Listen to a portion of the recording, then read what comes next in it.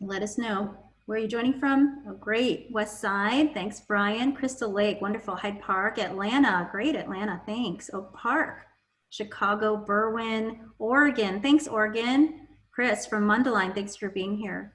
Lois in Urbana. We've got more Oak Park. We've got River Forest and Edgewater. Ann Arbor. Two of you. Thanks, Kevin, for being here. Deborah in Atlanta. Wonderful. Barrington. Westchester. Canada. Thanks. Skokie, Evanston, Westridge. This is wonderful. Thanks so much for being with us. Maria in Chicago. Thanks, Maria. Glad you're here. Wonderful. So I think we'll go ahead and get started, but if you're just joining us, go ahead and put where you're from in the chat and let us know. Maui, wow, where you're coming in from and how many are with you. Okay, but I will get us started. In the interest of time, we've got a big agenda and a lot of people to interact with tonight on our panel. So good evening. I'm Anna Garcia Doyle, and I'm the Executive Director of the One Earth Film Festival. I want to welcome you to our screening and our discussion of Beyond Climate, which is co-hosted by the Oak Park Public Library, and which will be preceded by 4 short environmental films by the next generation of filmmakers through One Earth's Young Filmmakers Contest. And like so many other events, this one's original context was upended by the pandemic. Its date, planned for March, and its location would have been the beautiful Veterans Room at the Oak Park Public Library here in the Chicago area. We're glad to be able to finally proceed virtually this evening, and I would like to acknowledge and thank Debbie Preiser of the Oak Park Public Library and her team for their continued partnership over almost 10 years and for helping make tonight's event possible. I would now like to bring in Debbie to give her own brief welcome. Thanks so much, Debbie. Thank you so much. The Oak Park Public Library is really happy to participate in the One Earth Film Festival. Again this year, as you hear, we've been a long-time partner in this venture. The library is ready and willing to help you find more resources, new books, our films that you found on climate and the environment. If you live in Oak Park or are familiar with the library, please let us know if you think there's something important missing from our collection. You're also welcome to suggest that we add new titles, new books, films to what we have for the community. So thank you again for including us, and I'm looking forward to tonight. Wonderful. Thanks so much again, Debbie. Sure. So yeah, it's so great to be partnering with you guys after all these years. It's wonderful. So those of you who've been with us for other nights during this week have heard us do this a little bit of table setting, and we thank you for your patience because we believe it's important to acknowledge our critical partners and how these screenings came to be, because our festival is not just about the film itself, but about the film as a springboard to a rich discussion that we're going to have, and then some actions you can take. So we anticipate this evening will present rich opportunities for learning and provide a brave and safe space for critical conversation around issues that matter deeply at this time in our nation and in our world. And just recalling one of the things that David Suzuki expresses early in the film, I'm going to paraphrase because I don't remember exactly, but he says, it's a powerful thing, or an important thing that you can do is to say, I'm going to stay. And that was in the context of really climate refugees in a changing climate. That it's powerful to say, I'm going to do what I can to stay. And I think that word stay is broader, really, when we think about where we are in the state of our world, that we can think of it as staying the course, or staying on the path, or moving ahead, or anything like that. So just really, that line really hit me.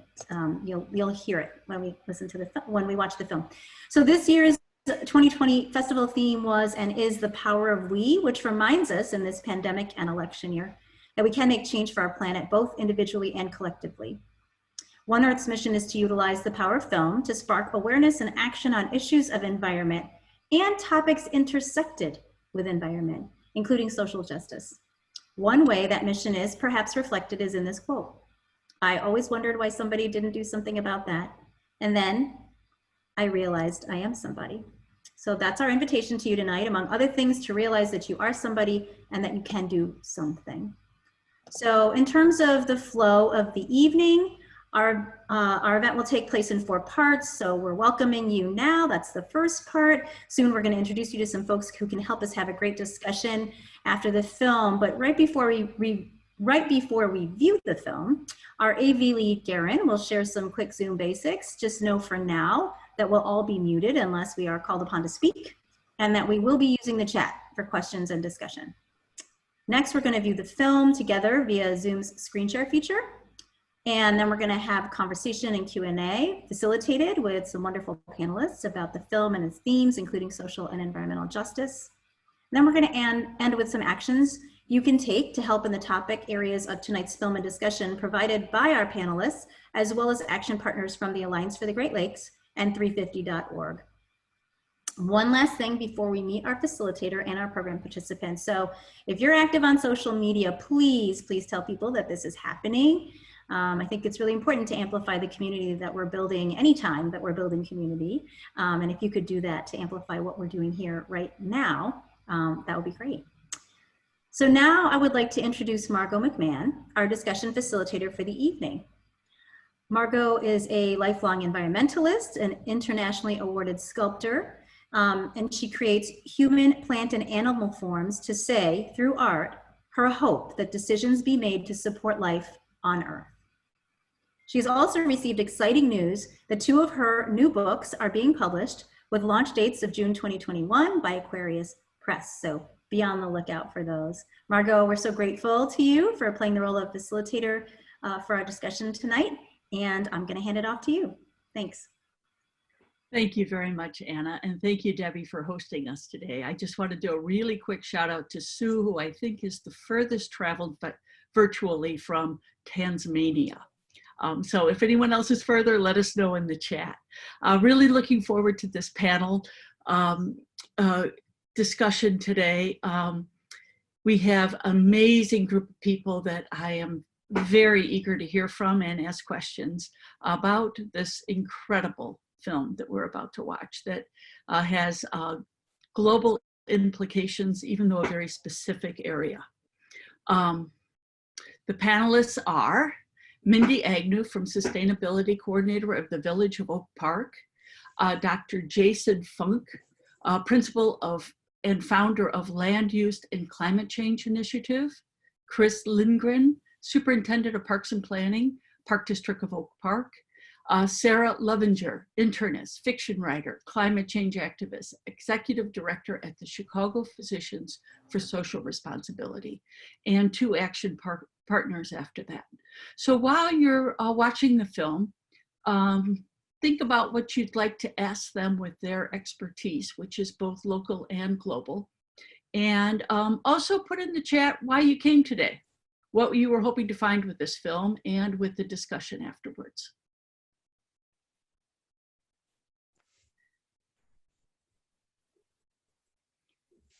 Garen, would you like to give a little bit more tech facts?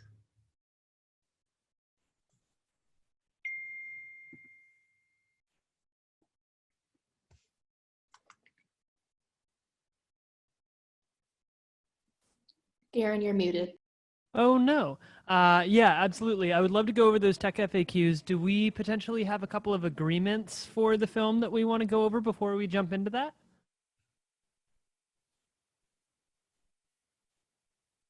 Margot? I am sorry. Well, no one can tape the film, of course. We will have a tape of the panel later so that you could reconnect with us and hear if you didn't take notes fast enough. Please approach our conversation with respect. Put aside your preconceptions and just be open-minded into what you're going to see ahead of you. Internalize what you've learned. See how it affects what you already know. Acknowledge your privilege. Use statements and get comfortable with your story. Engage your active listening, and please be polite and listen to what the other people who are with us. We have 51 people joining us for the movie today. So there'll be 1 mic per person while the panel is going on. We are so welcoming of you and so glad you're here and so glad to be sharing this film with you tonight. Thank you.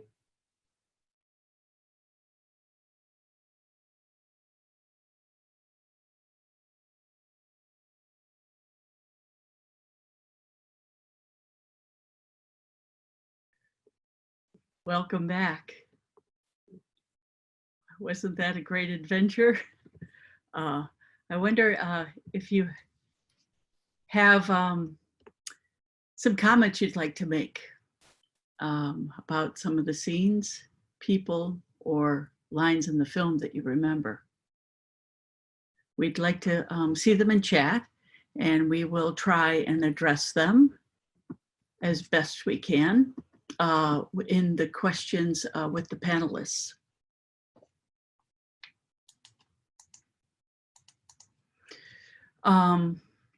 I also want to give a shout out to the young filmmakers who have given us such an amazing insight into their views and at such young ages. These are the honorable mention winning films from the Young Filmmakers Contest. You Reap What You Sow is by Jacob Updike from New Jersey. Change is by Jordan Renville of New York. And The Impossible Way is by Grady Roderweiss O'Brien of Oak Park, Illinois. Remember is by Chloe Chin, Tessa Chin, and Kamiki Keilaki of Hawaii. I'm sorry if I mispronounced that, but I'm just so pleased with what you have given and so grateful for your contributions and making this really, really, really wonderful gift to all of us to hear your voices and your concerns. Thank you very much for that. Now I would like to introduce the panelists.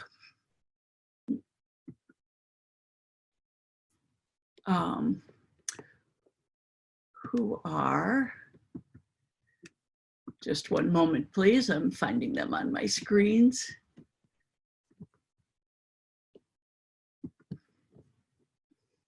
We've got, once again, Mindy Agnew, Sustainability Coordinator, Village of Oak Park. Please stay in touch with her at oakpark.us. Dr. Jason Funk, Principal and Founder, Land Use and Climate Knowledge Initiative.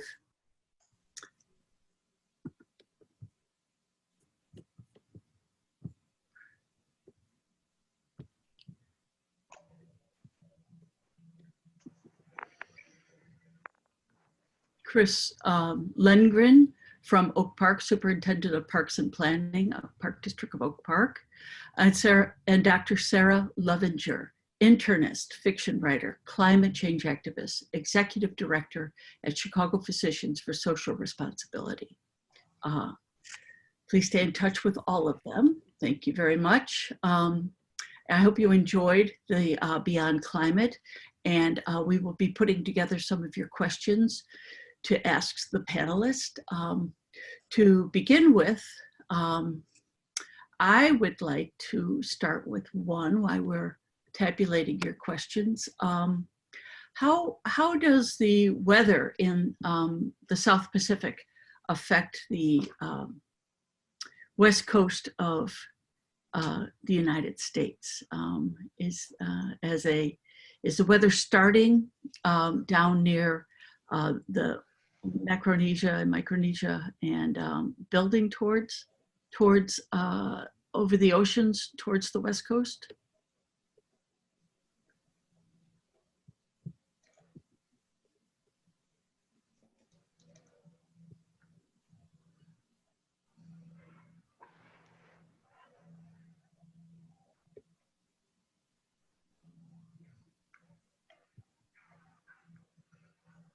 Hi, Mindy, would you, or Jason, would you like to give us an answer on that?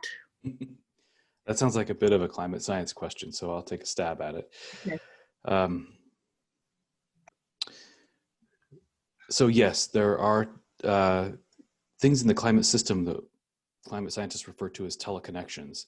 And that's just the kind of phenomenon that was mentioned there, where something that's happening in one part of the globe affects the climate and the way we experience climate through weather in profound ways, and those are linked together. And the climate science that's been done over the past few decades has really helped to identify and establish how those teleconnections work and how they affect the different cycles that our planet goes through. So one of the connections relates to something called the El Nino Southern Oscillation, or ENSO cycle. And that is something that operates around the world, but it's primarily manifested in the Pacific Ocean. And we can begin to detect that when we see warming in the Pacific Ocean far to the west, and that warming gradually works its way across, and that's the El Nino version of that cycle. It then flips periodically to the opposite effect, which is sometimes referred to as La Nina. And this cycle historically took place maybe every 10 years. And it drifted gradually back and forth between those two states. As a result of climate change, the cycle has sped up. It's become more intense, and it's become more unpredictable. So sometimes we're flipping back and forth between these two states of the ENSO cycle every couple of years. And that ends up having an effect on the West Coast. It affects the tier of states that we're in here in the Chicago area by causing time periods when we have years that are exceptionally wet in the winter, especially. And then we have time periods when it's very dry, or there's sort of other characteristics to it. So climate change has accelerated and disrupted that cycle to some degree. Thank you. That was incredibly helpful. And that is causing, along with the warming, the drying as well of the forests, and allowing the fires just with lightning to trigger these huge forest fires we're seeing and heard about in the movie? That's part of the effect, yeah, certainly. And because the cycle is flipping back and forth so quickly, these extreme drought periods, they promote the tendency for those wildfires to get really big and get out of control. And then in the wet component of the cycle, then you see this massive regrowth of those same areas of young vegetation that then is primed to dry out and catch fire during the next phase. So it's really kind of a vicious cycle in some ways. So they talked a little bit about the fuel load, which I think we have in many, many areas across the United States and maybe the world, where we don't want to burn because there's homes nearby on a regular basis, whereas in nature, there might be more fires that are necessary for the forest to grow and to be reduced and regrow in small portions. What kind of management is planned for that?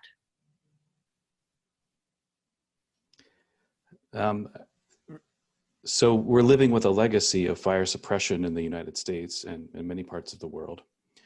And as a result of that, there has been a buildup of these stocks. So we're embedded in this, this whole affair as humans through our own actions. And we're doing this dangerous dance with nature sometimes. And the climate change effect is not helping that situation. So because of that legacy of that type of management, now we have a lot of fuel buildup. And then when we enter into these drought cycles, or when we see massive bark beetle outbreaks, it primes those systems to burn in catastrophic ways. These are things that haven't occurred. We're able to go back and look and see paleo records of tree rings, of pollen that has fallen in lakes, and we're able to go back and look at that and see what's happened over tens of thousands of years. What's happening now is unprecedented. So that's a major concern, and it's not clear how we're going to get ourselves out of that problem. So Mindy, can I ask you a question about how do we affect society to change our behaviors with policy so that people who are maybe building houses where they shouldn't, or not recycling, or not using public transportation, how can we change behavior? Well, it's a good question because a lot of the policy that gets implemented and put into place actually was born and driven by the community. And I think this movie was a good representation of that. So I think there are day-to-day examples of policies that many municipalities can impact and implement that, like composting. You heard that. You know, they looked at the bigger picture and tried to develop a more sustainable development in their community. And how do you do it? You focused on people, not on cars.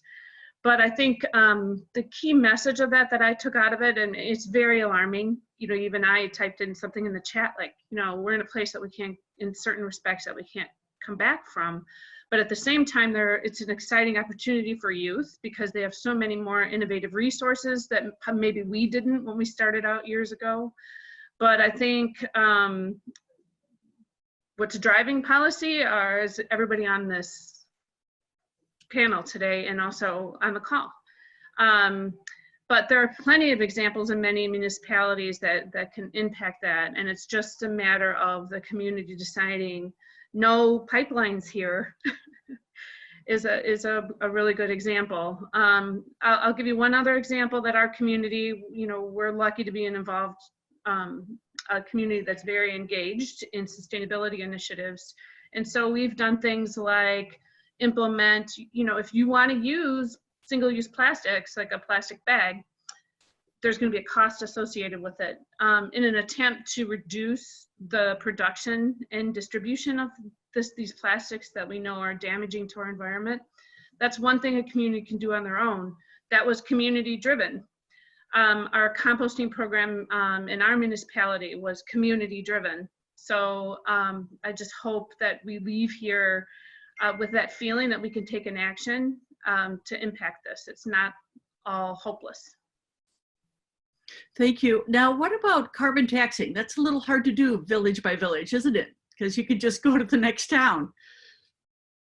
Is there some way to actualize that so that people who are burning gasoline, which is maybe one of the worst offenders,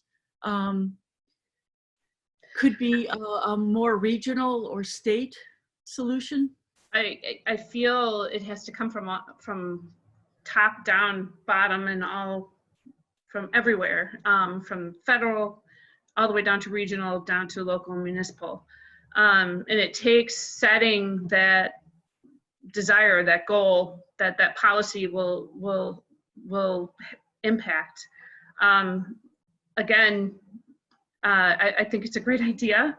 It's a big change. It seems like this very far-reaching thing, but I think as we get more and more educated, it's going to become more possible. Okay, thank you very much.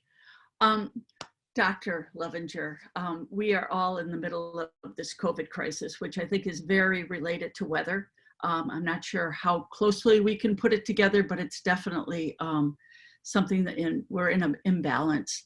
And I wonder if you could help address some of the concerns people have now for how some of our behavioral changes could help with this kind of a crisis not reoccurring or spinning off into another. Is that too big a question? Are you asking about a possible link between climate change and COVID? Yes, well, I believe there's a link, but tell me if there isn't. So there's not a lot of peer-reviewed literature that links warming climate to COVID.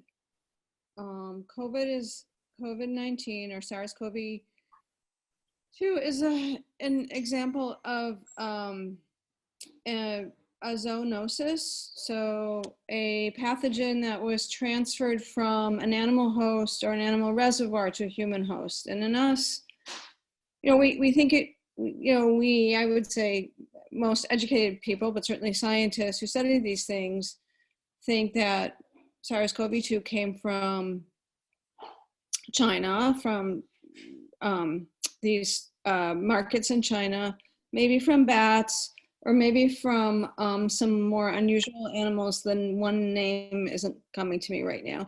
The pangolins, right? But anyway, it's an example of a pathogen that, and who knows how virulent this virus was in the original bat hosts. It may have been nothing to them, but in us, it's pretty bad. So it's an example of a pathogen leaping from getting animals sick together to infecting humans, and then the humans get each other sick, as we all know how COVID is transmitted. I guess the story or the link to climate change is that certainly there are more pathogens that climate change has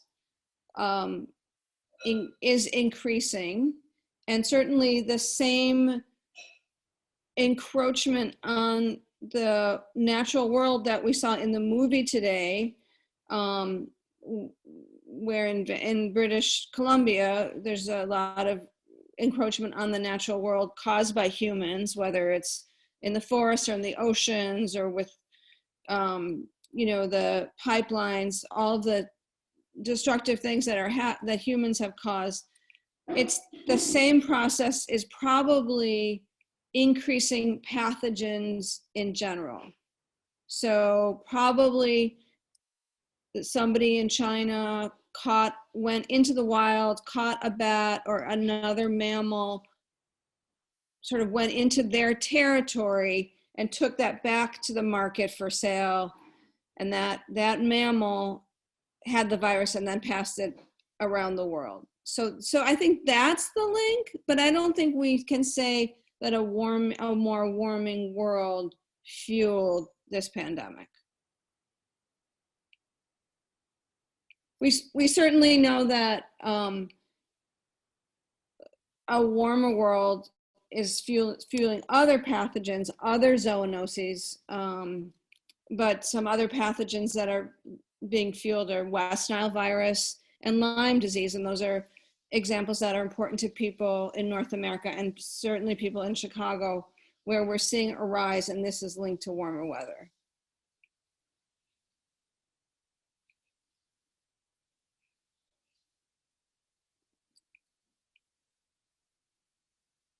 Is that, sorry, my dog was barking. Is that in that people are closer to the insects, or their insects are multiplying because of warmer climates? So in the case of Lyme disease, well, so in general, insects like mosquitoes and probably ticks have higher biting rates when it's warmer. Ah. So that's one factor. There are multiple factors.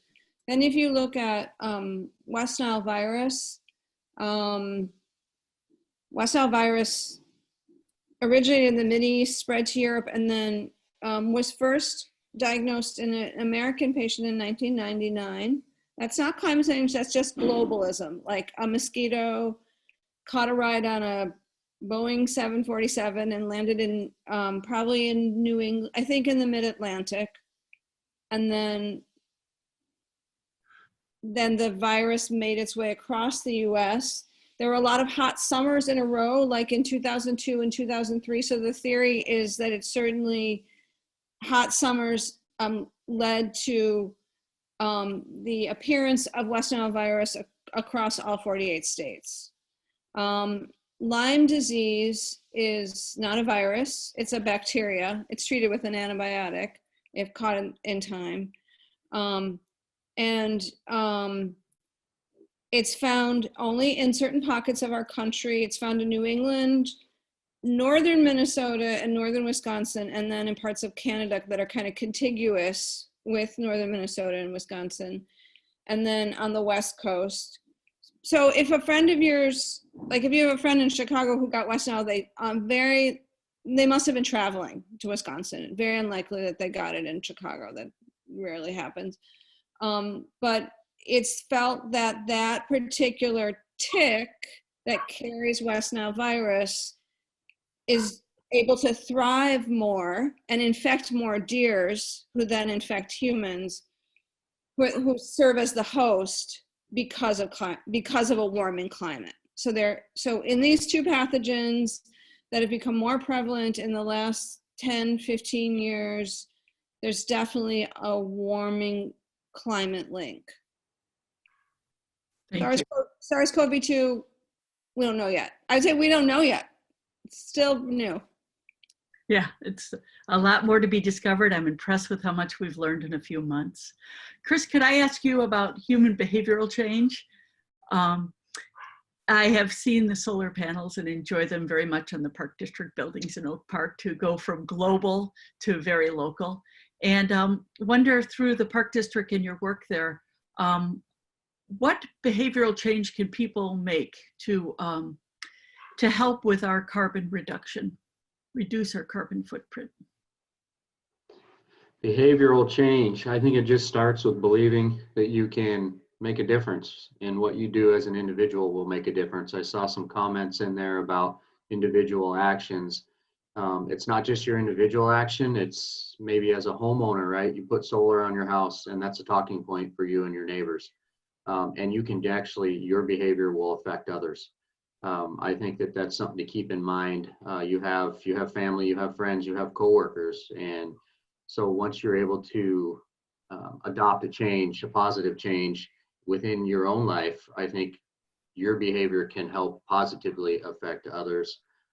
So I think that for us, our agency has really taken off with our sustainable efforts. And that just starts with one project, right? It starts with one thing that you can do to make a difference, and then you build momentum. And then once you build that momentum, step back and look at it and appreciate what you've done. And I think that just propels you to do more. And it has been very positive for our agency as well. And we've been able to affect other people who you wouldn't necessarily would think wouldn't put sustainability forward. And so, you know, you can ingrain it through your business, through your family at home, through your group of friends, and really make a difference that way. Thank you. So it is easier for people to change in a group than it is individually. I get chickens on my block, someone might laugh at me.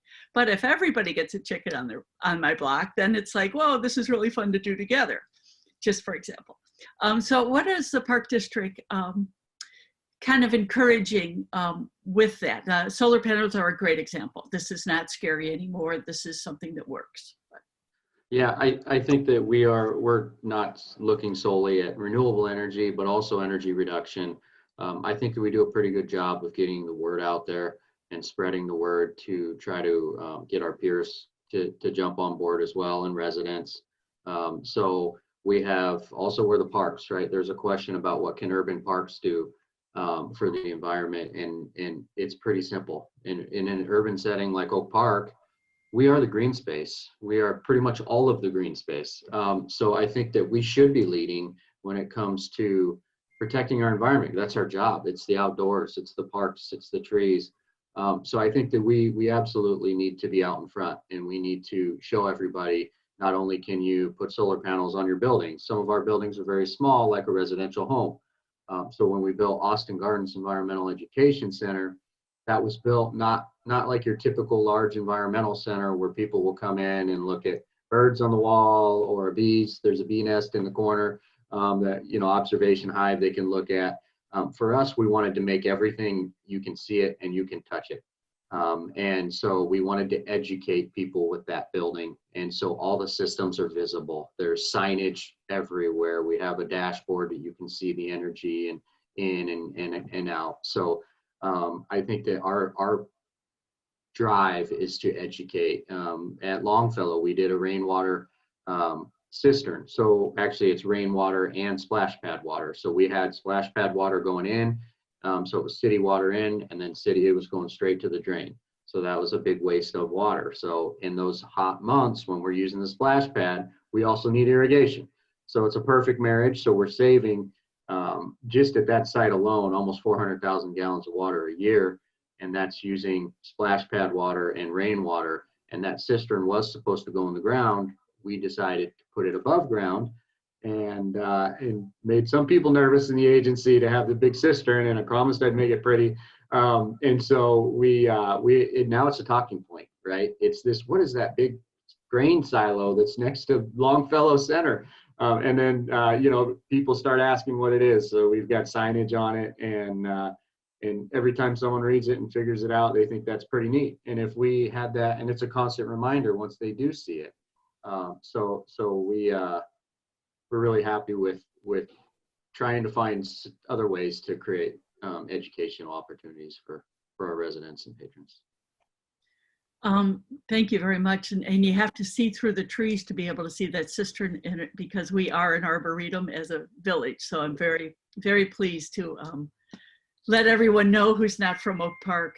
Can I go a little more global with the next question about the permafrost in the Arctic that is melting as the climate changes and releasing pathogens, methane, other things, depending on what country you are from, and what can we do to reduce even faster as these are emitting things that are out of control at this point.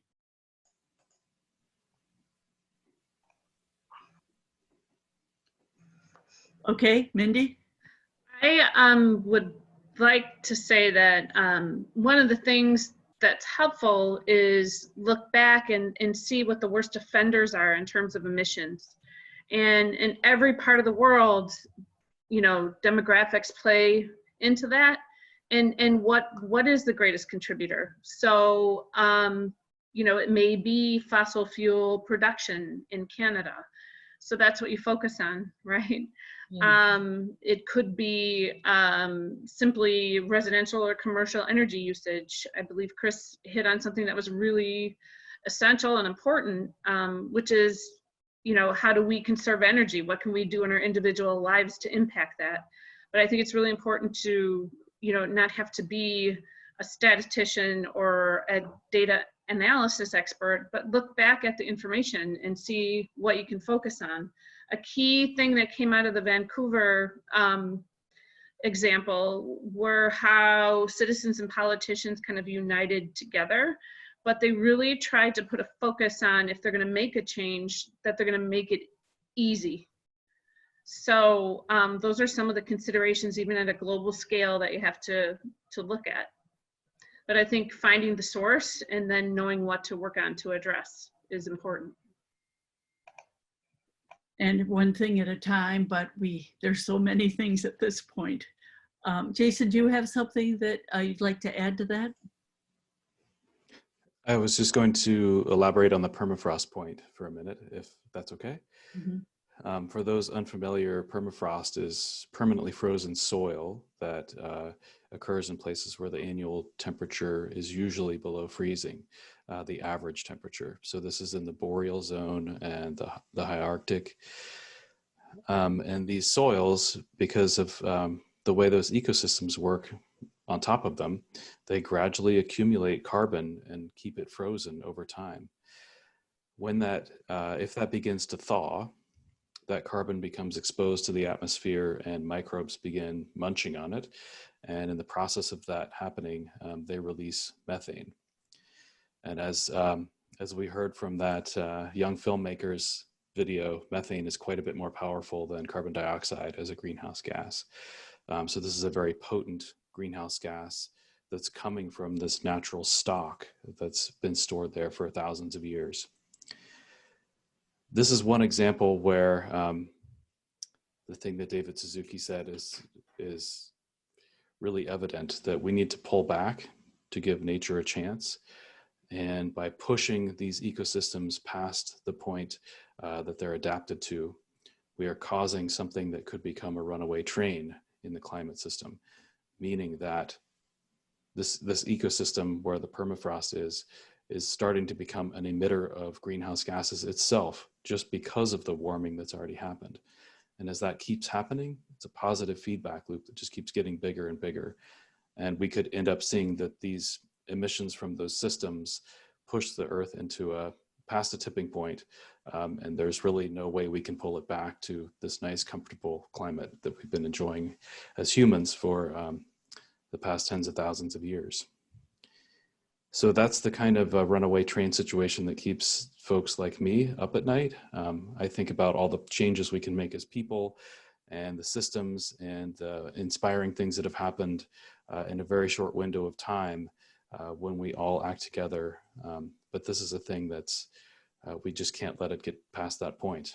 We need to make changes ourselves so that we can give nature a chance to pull back and perhaps surprise us with some beneficial surprises instead of these drastic ones that could push us over the edge. I think us working together to reduce as much as we can to counter the methane in the permafrost is exactly the target. And while we have many people online, I keep getting these messages about we need to vote, because we have, as Americans, shown how we can work together in crisis situations. But we also need the support of our tax dollars that we contribute. Can you speak to that a little bit, how the combination of government and the people work together, and that voting is very important to set things in the right direction? Mindy, is that a shout out to you? Yes. I think both not just our upcoming federal national elections, but really study locally where you live and what initiatives, ordinances, or laws that the community can influence to put in place. It's possible. There are examples all over the United States and the world and how we can do that. I sound like a broken record, but I'm sitting here today because our community emphasized and prioritized sustainability initiatives. So, and it's growing. So I encourage everyone to vote because we do need the resources. One of the things that struck me from the film when they said you can throw money at it, but it's what we've been talking about. It's changing the behaviors and the policies and working together to take a step back and give nature a chance. So yes, vote. I sit here, I'm still here at our municipality in the offices here.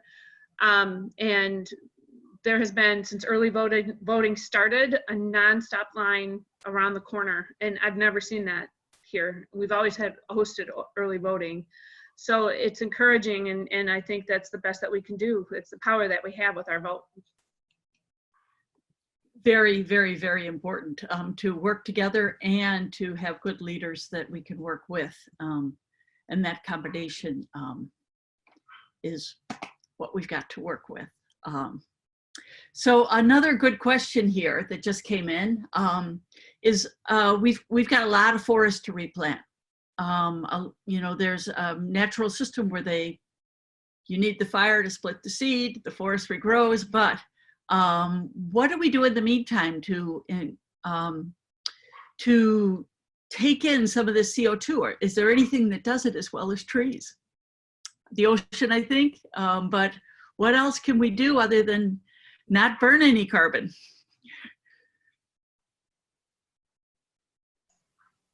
Well, I'll jump in real quick as the green park guy.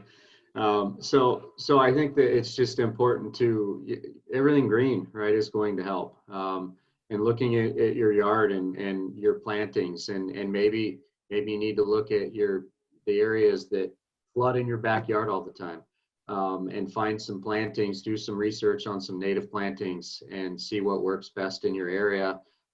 If there's people from not just around here, but look what is made to be in your area, and some of those they grow, they use less water, right? They're better for the insects in the area as well, and they also will take in that carbon.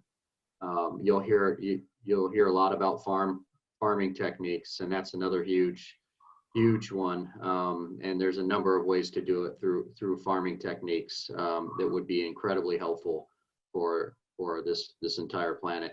And there are a number of good farmers who are engaging in that activity, so that's a good thing. And then some of your, even with your green space, maybe looking at how often, you need to mow your yard. I know that's funny to say, but a lot of other park districts with more land are going out there and finding areas and designating them as low mow or no mow, or planting native grasses that can grow tall, and then they only get to a certain height, so you can leave them. So. And can you talk a little bit about the advantages of sedum and drought-tolerant grasses, sage, things like that? Well, I'll just go back to, you're right, your native grasses, right? And there's sedums that we actually grow most of our plantings, native plantings at our conservatory in Oak Park. Patty could, our director of the conservatory, would love to give you about an hour on this. But the beauty of them, like I mentioned, they're made for your area. They're made for your climate type, right? So they're drought tolerant. You don't have to irrigate them. They only, most of the different types, they grow to certain heights, like I mentioned. So you don't, they stay pretty. Some of them are actually very colorful, and it's just something that some people who aren't used to it, you drive through Oak Park, people are a little more used to the parkways and the way it looks. And it's beautiful to some, and until you see that it's doing the right thing and it is a native garden area, or native plantings, that it's a little more appealing. Some that aren't used to it in the well manicured lawns, or they use all those nasty chemicals and hire people to mow their lawn for them, and everything's perfect and pristine, and they see these native parkways that we have here in Oak Park everywhere.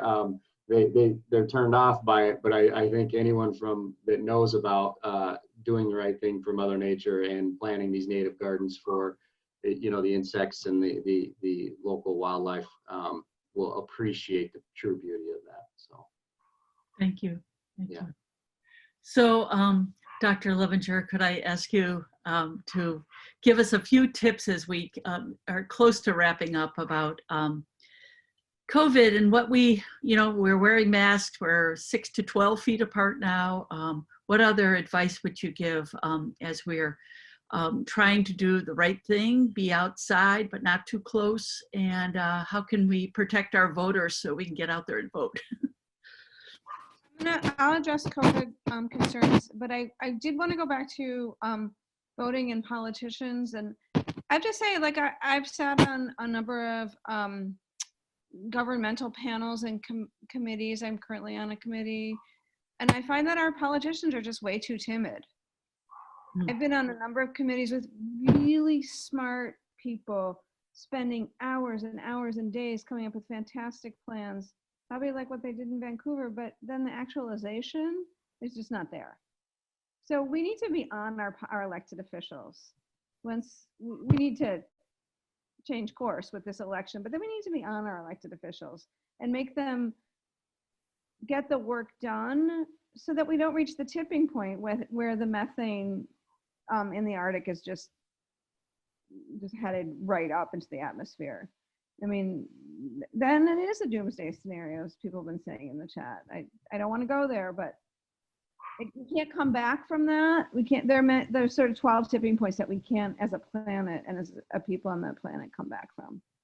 So let me move on to the cheerful subject of COVID-19. So we, as a city, as Cook County, let's just say Cook County, Illinois, we did a great job during the initial shutdown, and we've had great leadership in Springfield from our governor, from our Illinois Department of Public Health director, and also in Chicago from our mayor, and from Dr. Awady as well. People were great during shutdown. They followed the rules. The numbers peaked, but the hospitals never sort of lost the ability to care for patients. And anybody could come into a hospital with a non-COVID emergency, a heart attack, an accident. They need care. They may need to be in an ICU. Never got to that point. We brought the numbers down. We had a relatively nice summer with low rates and people being outside and people following the rules. And now we've hit the second wave already, and I am terrified. I am not. You may have seen Dr. Cry today. I didn't see her press conference, but I give it to you straight. I am terrified about the following winter. we're already at 6%. It's just going to keep going up. I don't know what's going to happen. I don't know, and I don't know what protections the mayor and the governor can put in place, or what restrictions they will start to put in place. I think people are hanging out. Dr. Levenger, I don't know about anyone else, but I'm losing your voice. I think people, can you hear me now? Yeah, that's great. I think that people are hanging out together inside. So shutting down the bars is the next step. And I work with a group of doctors who are putting out a petition about that. But I'm very worried about Thanksgiving and Christmas. My advice is stay home at Thanksgiving and Christmas. If you're already in a pod with your immediate family, a husband, a partner, a spouse, a partner, kids, it's fine at Thanksgiving to get dinner together with those people. But unless we get one of these super warm Thanksgiving days, which we could get, and you can go out in your backyard with a fire pit, which we will do if it's warm, you can't have people over to your house unless they've quarantined for 14 days. So I'm giving you that as my public service announcement today. Thank you. And I'm really worried that people, not because they're bad people, but because they want to see their families, they miss their families, they like Thanksgiving. They're going to try to have people over, and then we're going to see this tremendous rise in December. So I wish I had better news. Thank you. I appreciate that. I The- wonder, this has been such a I need fascinating. more things. So Donald Trump is a mass murderer, and this is an abject failure of federal government. This did not need to look like this. Maybe it wouldn't have looked like South Korea, but it could have looked like Ireland. It could have looked like Germany is a good example of a country that did things pretty well. And in some ways, it's similar to the US. Of all the European countries, it's the most similar. So this is an abject failure, and we are heading into perilous times. So even if Biden wins, we have 12 more weeks of Trump. Yes, and we all have to work together. Well, more so than ever. Yeah, I guess I've said enough. I think this is going to be way worse than the spring, way worse. So Okay. prepare in the ways that you can. Thank you. So we have a few more minutes. This has been such a fascinating conversation. We have circumvented the globe and gone local. Would each of you like to take a minute or two and say something that hasn't been talked about here? There's so many questions, I don't even know how to sum them up anymore. I'm happy to jump in because I want to pick up a little bit on what Sarah was saying. There's this relationship or similarity between the COVID situation and climate change in two ways that I can think of. One is that we've all learned that we have to really pay attention to the science. Science means something and we ignore it at our peril. And the more informed we can be, the more likely we are to make the right decisions. And then in the second thing, and this kind of echoes the first theme of the movie, when David Suzuki was saying, we've got to stay put. It's a profound act, is to say, I'm going to stay put. And sometimes in order to stay put and preserve the things we love, we have to make changes. We have to make changes so that those things can continue to persist. And I think COVID has taught us that in a powerful way, that in order to protect the people we love, we need to make changes in our everyday lives. I think this is the same. There's a similarity there with thinking about climate change. There are things that we love that we need to make changes in order to preserve them. So that's the reflection that I would just offer in closing myself.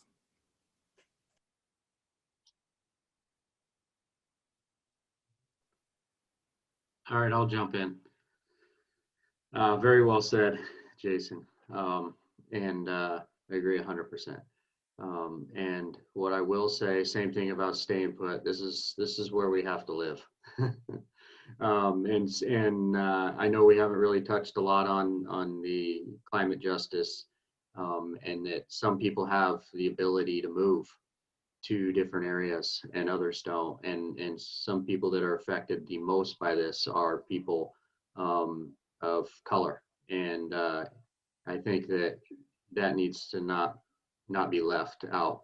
I wish, there are other good films we could touch on, but I think that, I had a really moving, I went to actually a national parks conference, and the former head of U.S. Forestry spoke, and he said, you could show me an aerial map of every major city in the U.S., and I'll tell you where high crime and poverty is by the tree cover.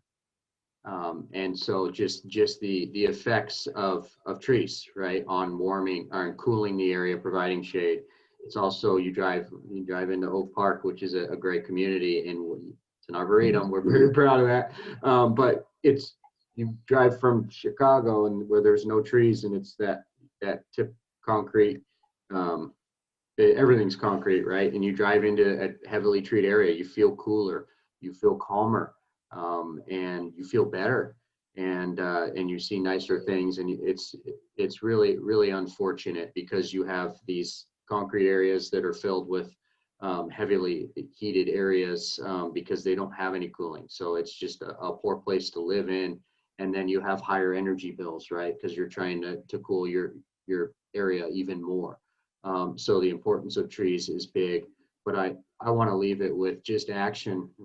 Everyone does a lot of talking, and everyone is very supportive of a number of things, but I think that we all need to go away and do something, right? We need to do something, and reduction would be a good start. And when I say reduction, that's reduction in energy, that's reduction in what you buy, that's reduction in what you use, and I think we use a lot. Our natural resources are struggling, and I think we need to, as Suzuki said, we need to give Mother Nature a chance to breathe and replenish. So I want to leave it with that. And thank you, everybody, for all the great comments.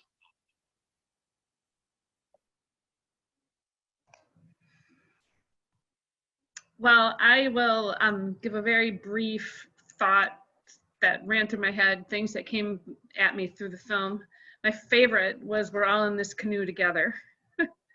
Reality is some of the damage to our environment and to biodiversity is irreversible, but it's not too late to do big things, and that starts with all of us. So this is very challenging. I think one of the big challenges is changing the social norms, but I think we're getting there. And I feel like organizations that help get us the information, the tools, and the resources to take action, like One Earth Film Festival films, are very helpful to get us to get off the couch, because we've seen a lot of that this past few years. So let's keep it going. Very good. I'd like to sum up with what I've heard here. There is personal action that can be taken on a daily, if not weekly basis, community events and collaboration, and all that towards a global vision. And if we can think about those with just about every action we take, hopefully we will be moving in the right direction. So thank you all very much, panelists. It's been such an honor to speak with you and get your perspectives on this many-faceted ball that is spinning that we happen to be living on.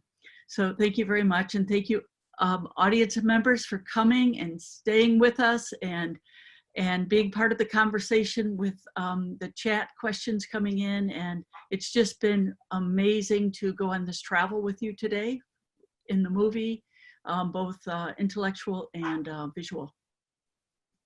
We have a beautiful Earth. Let's take care of it. Thank you. So we have some action items here with Frank Fioriti and Kathy White, who have ideas of how we can actualize this personal action, community involvement, and global vision. And I wonder if, Frank, would you like to tell us about the Alliance for the Great Lakes? Oh, absolutely. And this has been a terrific event. And I will share with you that watching that movie and the issues that were being discussed in British Columbia, I thought at a few points, gee, this could have been filmed right here on Lake Michigan. We have so, you know, we are all so connected.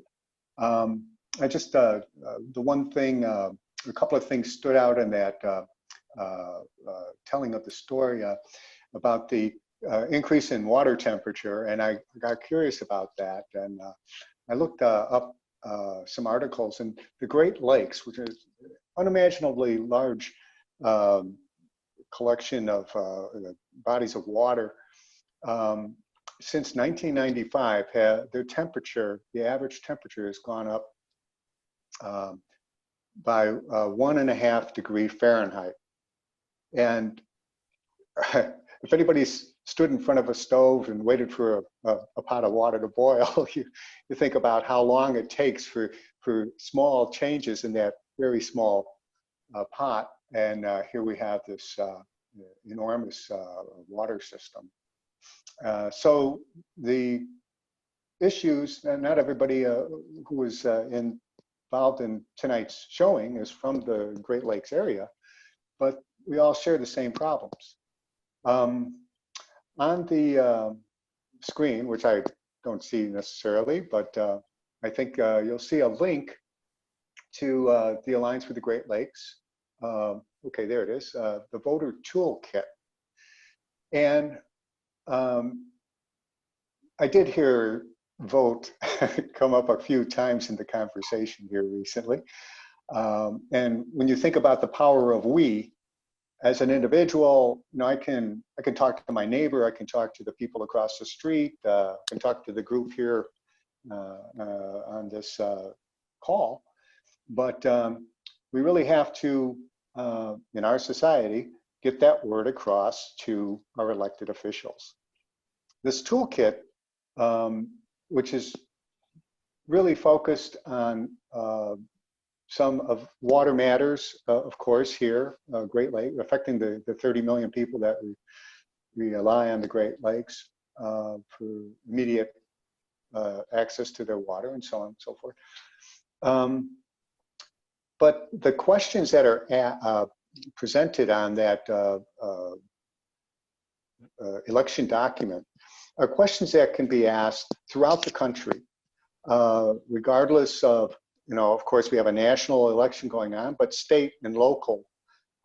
These are valid questions about what our candidates are, have they thought about these issues, and do they have a position, and how can we keep them focused on what is important to us.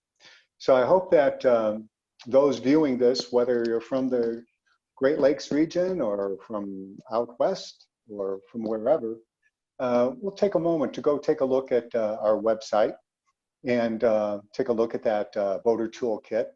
And also, while you're there, just take a few minutes to take a look at the various opportunities there are for each of us to make some sort of a difference.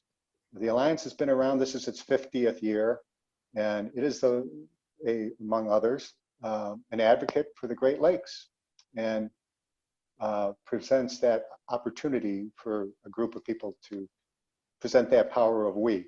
So thank you for including us in this presentation. Thank you. And Kathy, would you like to explain a little bit about 350.org, please? As an action item? 350.org, actually, I have a question. Is everybody able to see the action items? Because it looks on my screen, I'm only seeing 7, 8, and 9 of the first page. And if people really want that information there, yeah. I wonder if we can kind of just leave it there for a while and then move to the next one and then move to the second, the one that I have as a second page, which has my information on it. Because these are wonderful ideas, all of them. 350.org is now an international organization that was founded by Bill McKibben and some folks at a university in Vermont. not more than about 10 years ago, I think less than that actually. And the 350 part of it, it represents the parts per million of carbon that is safe to have in the atmosphere. It allows life to continue as it has been. We crossed the 400 mark 3 or 4 years ago, and I think the last number I saw was around 415.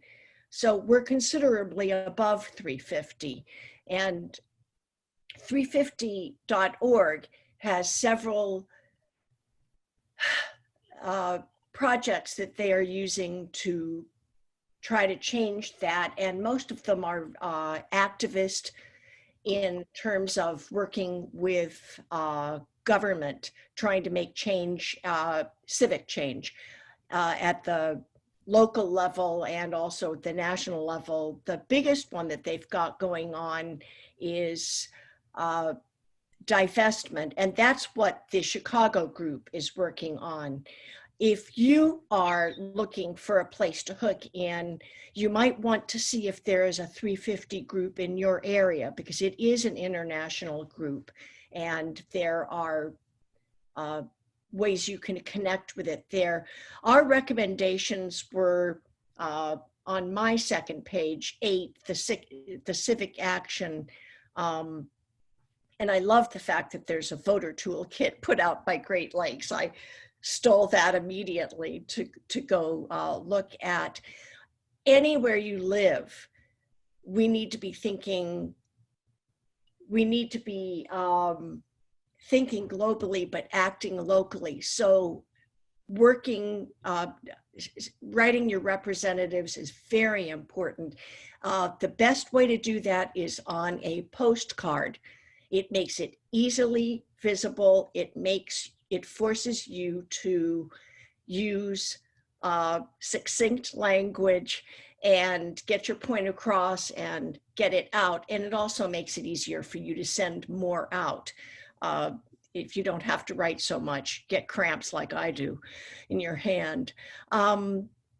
There is a virtual lobby day for Illinois to promote the Clean Energy Jobs Act. And there's a link for that under number 8. If you are in Chicago, we would welcome your help with our divestment, with our local 350 divestment campaign, by asking you to find your alderman if you don't know who it is, and tweet, again, succinct, quick, and use the hashtag divestshy in order to help us know who has done that contacting. Our main project here is trying to get the city of Chicago to divest from fossil fuels. And there are several reasons for doing that, but I won't go into that now. The other thing I wanted to, divestment is something that you can be doing in your own area, trying to get your local municipality or county or state to divest. Once we manage to get the city of Chicago to divest, we're going to head for the pension funds. That's my pensions. I want them divested. Thank you. Thank you very much. Those are good action items, and a way to turn this around and make up for the methane that is running away like a freight train, I think I heard Jason say earlier. So I want to thank the audience. I think this has been a remarkable, life-changing couple of hours. I've learned so much, and I'm so delighted with the expertise that we've heard here and with the incredible questions that have come in. We could be here a week and still not answer them all, and they're all worthy of being asked and answered. So once again, thank you very much. And we hope to see you at the next Power of We, One Earth Film Festival. I am ready to harness the power of we, or the power of we. So let's move on with that thought, and stay together, work together, and get it done with our government elected officials. Vote on.